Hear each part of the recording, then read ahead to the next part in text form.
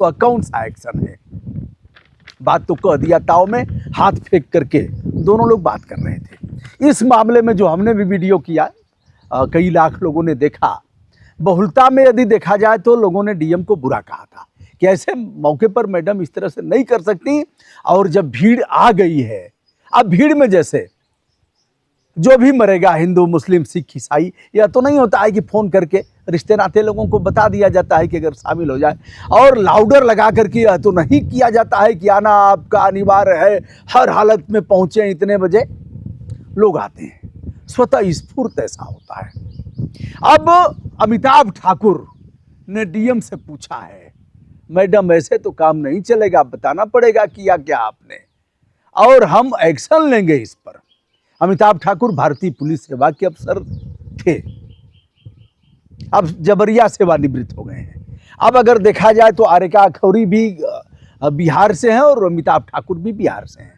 दोनों की सेवाएं, अमिताभ ठाकुर भी यूपी कैडर इनको मिला, आईपीएस में यूपी में इन्होंने सेवाएं दिया, और आरेका अखौरी भदोही में डीएम रही और अब गाजीपुर में।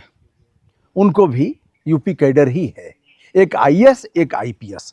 अगर देखा जाए सीनियरिटी के मामले में तो अमिताभ ठाकुर डीएम के बराबर एसपी, थोड़ा सा अंतर होता है, बस यह है कि कई परीक्षाएं दोनों ने किया, दोनों ने पास किया।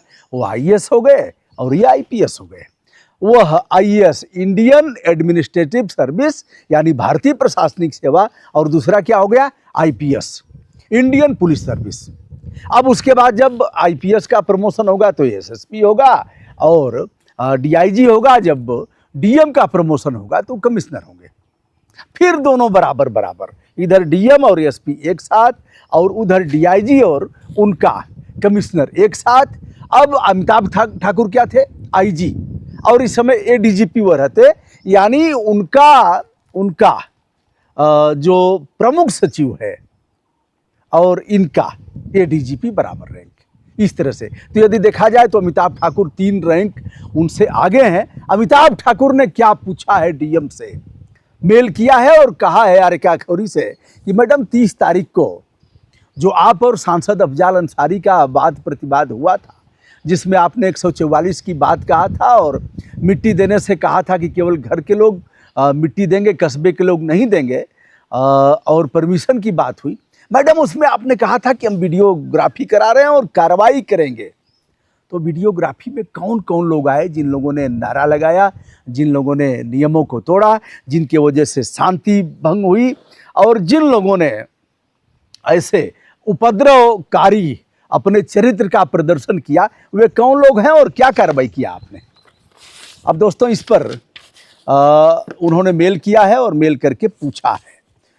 इस मामले में उन्होंने डीएम से कहा है कि यदि आपने कार्रवाई किया है तो क्या किया है, और यदि नहीं किया है तो क्यों नहीं किया है। इस पर उन्होंने कहा है कि विक्षोभ, विद्रोह, ऐसे शब्दों को संविधान में भी इसका उल्लेख किया गया है। अब उन्होंने कहा है यदि कार्रवाई किया है तो कौन सी कार्रवाई किया है, नहीं किया है तो क्यों नहीं किया है, और किस तरह से हड़काया है, उन लोगों का दोष क्या था। अमिताभ ठाकुर ने कहा है कि इस मामले में 7 दिन के अंदर आप हमारे मेल का जवाब दें, यदि नहीं देती हैं तो। अब सवाल उठेगा कि अमिताभ ठाकुर होते कौन हैं। जो प्रश्न उठेंगे उसको मैं खुद उठा देता हूं। लोग कहेंगे अमिताभ ठाकुर कौन होते हैं, हम सभी कहते हैं आप कौन होते हैं पूछने वाले। फिर बताता हूं। जिस ताकत का प्रयोग संविधान की ताकत का प्रयोग अमिताभ ठाकुर ने किया, उस ताकत का प्रयोग आप भी कर सकते हैं। बकरी चराते हुए, भेड़ चराते हुए, सुअर चराते हुए, और नाले की सफाई करते हुए, मिट्टी का काम करते हुए, ईंट पाथते हुए। ये अधिकार बाबा साहब डॉक्टर भीमराव अंबेडकर और जो संविधान बनाने वाली टीम थी उसने दिया है।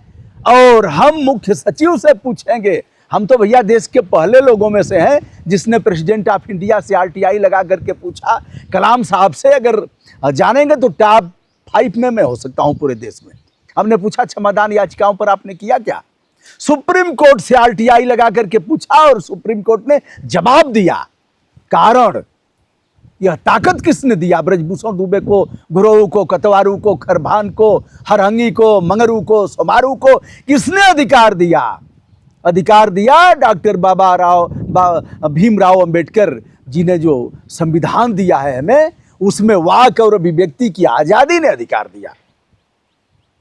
अमिताभ ठाकुर को वही अधिकार है, वही अधिकार तमाम बड़े बड़े लोगों को है और उस अधिकार से ऊपर कोई नहीं है। हम उल्लेख करते हैं, हाँ, अमिताभ ठाकुर ने आगे यह भी कहा है कि जनाजे में उपस्थित लोगों की अनावश्यक धमकी दिया आपने। 7 दिनों के अंदर स्थिति स्पष्ट करें, अन्यथा अग्रेतर कार्रवाई के लिए बाध्य होऊंगा। क्या होऊंगा? अग्रेतर कार्रवाई के लिए बाध्य होऊंगा। किस ताकत का प्रयोग अमिताभ ठाकुर ने किया है? योगी सरकार की आंख की किरकिरी बने हुए हैं। मुलायम सिंह पर जब उनके सुपुत्र अखिलेश यादव चीफ मिनिस्टर थे तो अमिताभ ठाकुर ने मुलायम सिंह पर एफआईआर दर्ज कराया, अमिताभ ठाकुर पर। अब अमिताभ ठाकुर उसी संविधान की ताकत के तहत ऐसा कर रहे हैं और वही संविधान की ताकत हमें भी है जिससे हम आप तक अपनी बात पहुंचा रहे हैं। अग्रेतर कार्रवाई के लिए बाध्य होऊंगा।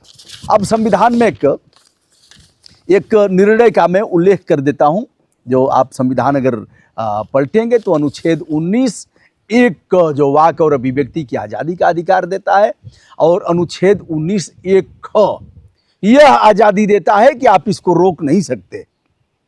यानी यदि हमारा शुभ भाव है, और किसमें रोकेंगे आप?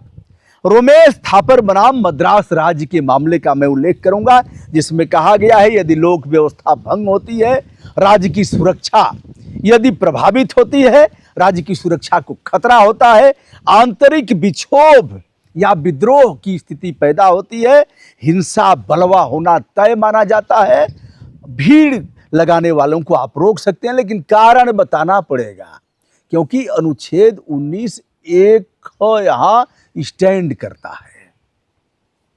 अब यह रहा रोमेश थापर बनाम मद्रास राज्य का मामला। और एक शब्द संविधान में आया है, युक्त निर्णय, युक्त कारण बता करके आप ऐसा करेंगे।